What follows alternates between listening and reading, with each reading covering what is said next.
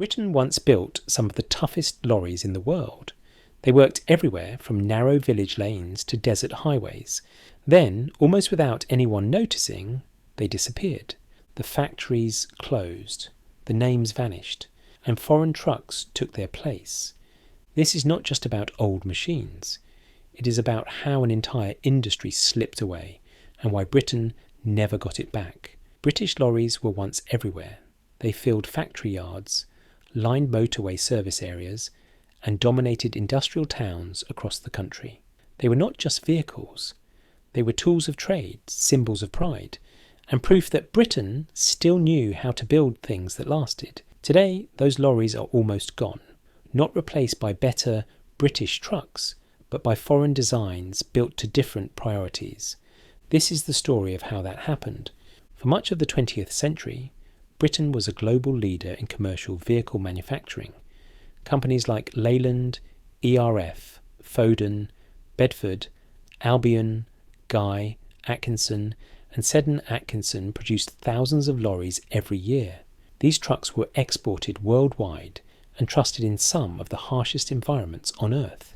They hauled freight through deserts, jungles, and mountain passes. They served in wars, built infrastructure, and carried national economies on their backs. British lorries were shaped by British conditions. Roads were narrow and uneven.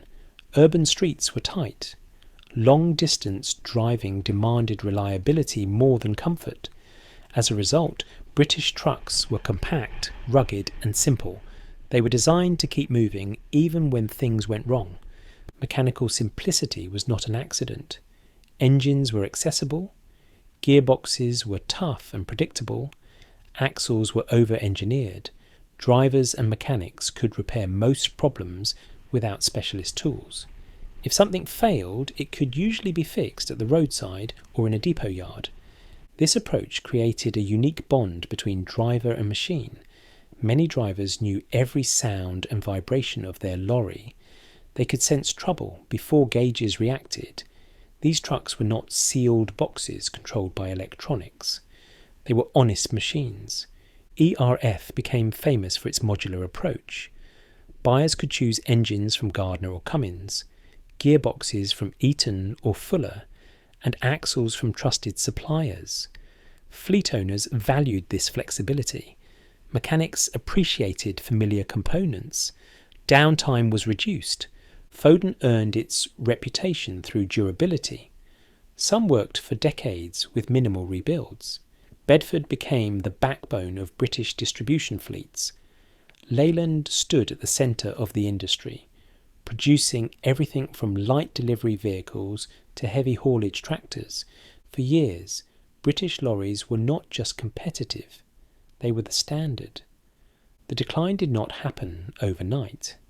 It began slowly, hidden behind short-term success and familiar names.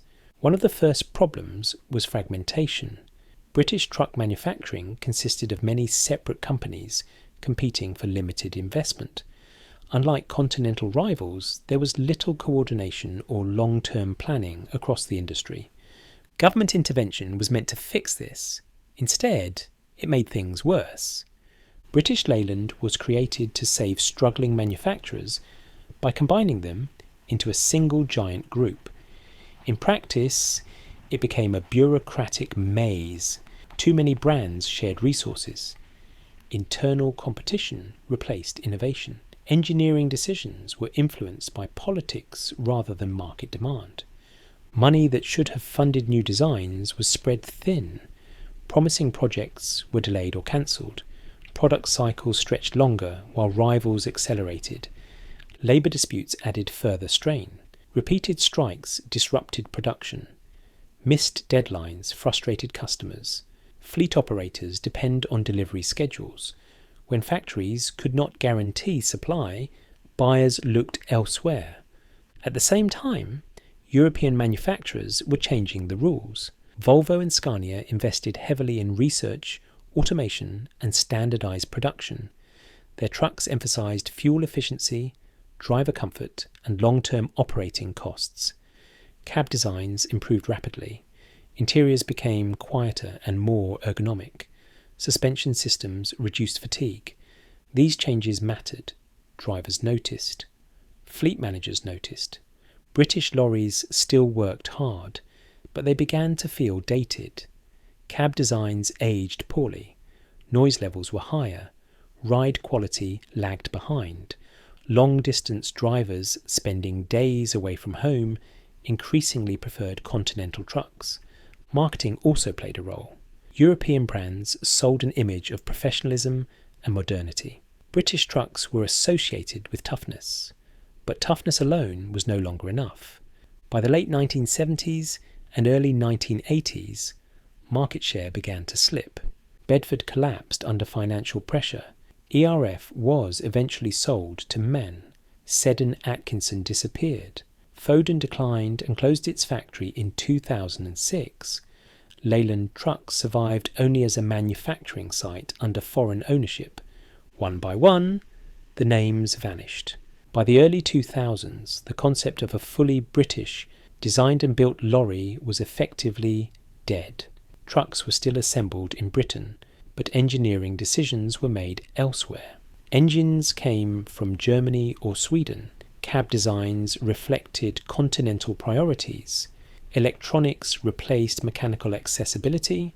The industry lost more than companies. It lost identity. Modern trucks are safer, cleaner, and more efficient. Emissions are lower. Safety systems prevent accidents. Fuel consumption has improved. These are real advances, but something else was lost. Drivers no longer repair their own vehicles. Fault codes replace experience. Software updates replace mechanical fixes. Dealerships control access to information. Independent mechanics struggle to keep up with proprietary systems. The relationship between driver and machine changed completely. Older drivers often describe it simply. You used to drive a lorry. Now you operate a system. Manufacturing communities paid the highest price. Towns built around truck factories lost thousands of skilled jobs. Apprenticeships disappeared.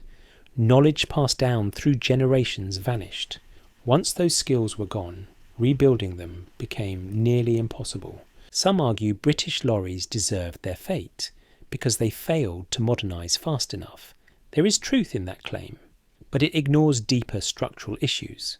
British manufacturers lacked the capital to fund clean sheet designs. Government policy favoured consolidation over competition. Short-term survival replaced long-term planning. By the time modernisation became urgent, resources were already exhausted. Globalization accelerated everything. Markets opened. Tariffs fell. Buyers gained access to cheaper and more advanced alternatives. British companies could not adapt at the required speed. British lorries did not fail because they were poorly built. They failed because the world changed faster than the system around them could respond.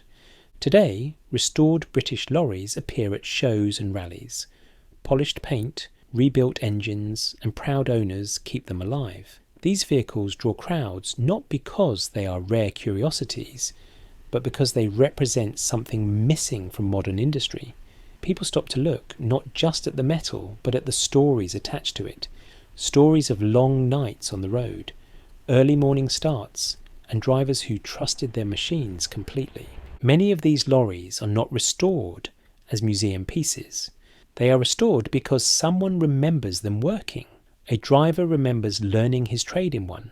A mechanic remembers rebuilding an engine by hand. A family remembers a business that depended on a single truck to survive. These memories give the machines meaning far beyond their age. They represent machines built with purpose, designed by people who understood the work they would perform, built to be fixed, not replaced. Panels could be removed easily. Components were accessible. You did not need a computer to understand what was wrong. You needed experience, patience, and basic tools. That approach shaped an entire working culture around trucking. The end of real British lorries was not marked by a single closure or announcement. It was a gradual erosion. A cancelled model here, a sole brand there, a factory quieting one shift at a time. Each change seemed small on its own. Together they formed a permanent loss. As factories closed, workers left the industry. Some found new trades, others never did. Skills that took decades to develop disappeared quietly. Training schools shut down. Apprenticeships dried up. Once that chain was broken, it could not easily be repaired. By the time the final doors closed, most people had already moved on. New trucks were already filling the roads. Businesses adapted because they had no choice. Younger drivers entered an industry where British-built lorries were something they had only heard about. Yet the story still matters.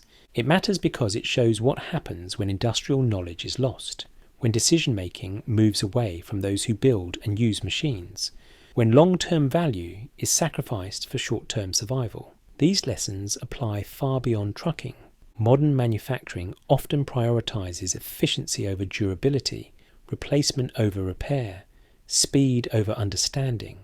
British lorries once represented the opposite mindset. They were slow to change, but they were trusted. When something broke, it was fixed and sent back to work. British lorries once reflected the needs of British roads, British drivers, and British businesses. They were shaped by local conditions and real-world experience. When that connection was broken, the trucks disappeared. Designs became generic.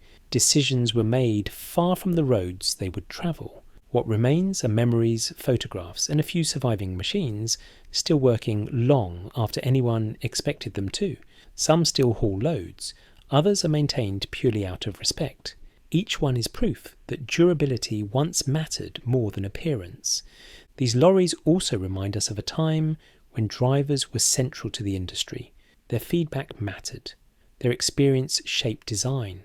Today, drivers often adapt to machines rather than the other way around. For many, the loss is not just about trucks. It is about pride. Pride in building something useful. Pride in knowing how it works. Pride in keeping it running through skill rather than software. That pride has not completely disappeared.